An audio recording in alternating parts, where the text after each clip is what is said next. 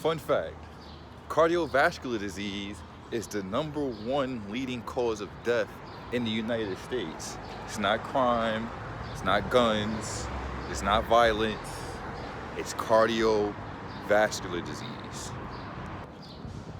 1/3 of the United States population is obese.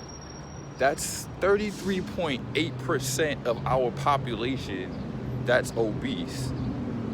Adolescents and teenagers, 18% of adolescents and teenagers are obese. Why is cardiovascular disease the #1 leading cause of death in the United States? Well, let's first look around. You see all the buildings, all the construction and stuff, right? So, with the fact that most of us work in an enclosed setting, pretty much we work at a desk, we're at a computer, we may be driving for long periods of time. It's stuff like that that help in us.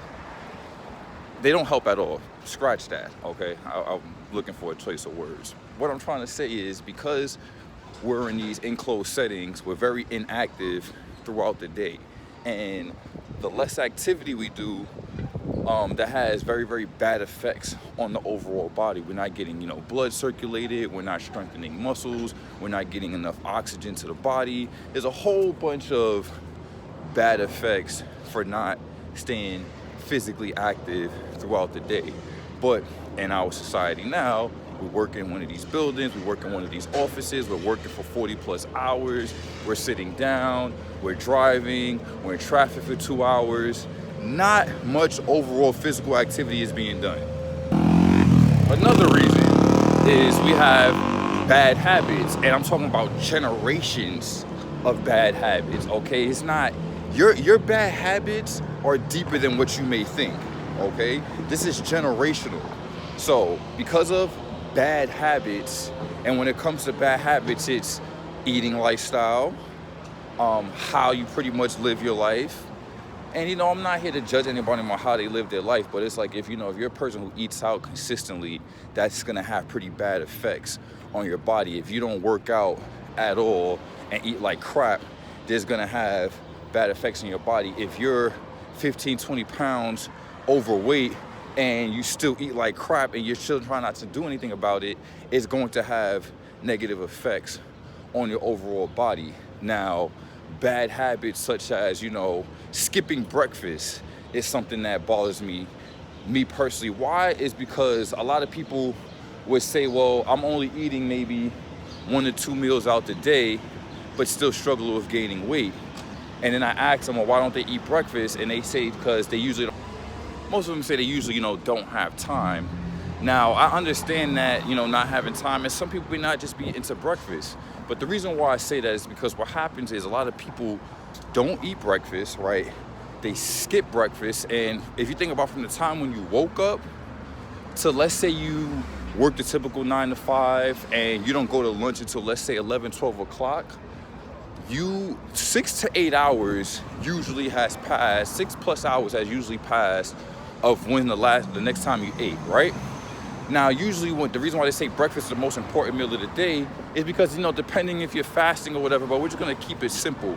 They say breakfast is the most important meal of the day is because your body has digested all the nutrients from the previous day, and when you wake up, it's asking for nutrients. So when you skip breakfast, you're skipping the fact that your body's asking for nutrients and you're skipping out on that. So then what happens is you prolong your hunger, but then your body goes into something called like a starvation mode where it's like, give me food, give me nutrients.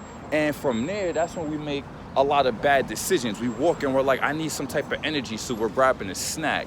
We may grab chips, we may grab cookies. We don't grab quality foods because our body is pretty much screaming for nutrients. Now, I'm not saying you can't make smarter decisions, but you being low on energy, you not consuming the right amount of nutrients does play an effect on cognitive thinking and brain function. So that's another reason why I would tell people to eat breakfast, because of me understanding that. You get what I'm saying? They skip breakfast, but then they don't eat until another 6 to 7 hours after that, and they're feeding for food. You get what I'm saying? They're like starving for food, and they're gonna eat whatever they can just to get the nutrients. Usually bad choices, and that's how we put on a few extra pounds. And there's a reason why cardiovascular disease is so high, is because, simple as this, people are just purely lazy. Straight up, that's what it is. People are lazy. People just actively don't want to do this. They don't want to do the research, and they don't care to do the research. Some people would just, pay someone to do it for them, or, just get it removed surgically, whatever.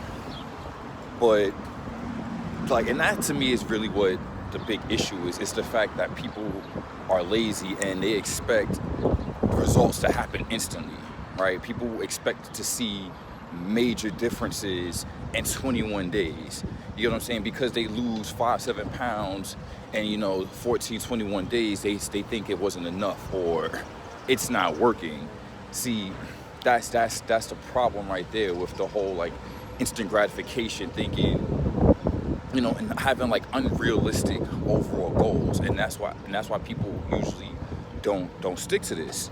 And then what happens is, people look at other people's stories or other people's results, and they either hate and play them and say, well, it's either photoshopped, or I don't like looking at people, they were already fit, or they look at these things and then they're like, well, I can't obtain this, and they get discouraged. You shouldn't let that happen at all. Do your own research, stick to something, and continue to try. You know what I'm saying? You can't half-ass your personal health and your fitness. You just can't do that. And if you're looking for instant gratified results, you're in the wrong field. You get what I'm saying? You're not. And then anything that you do think that is gonna happen that instantly isn't gonna last long. Okay, yeah, you may lose weight, put on a certain size in a certain amount of time, but are you gonna be able to stick to that? You get what I'm saying? Everything that you was doing within that time frame, are you gonna be able to overall stick to that? And that's the question. That's really the question. That's something that you have to overall really be honest with yourself, instead of, okay, let me do this, let me get these results. You get the results, and then what?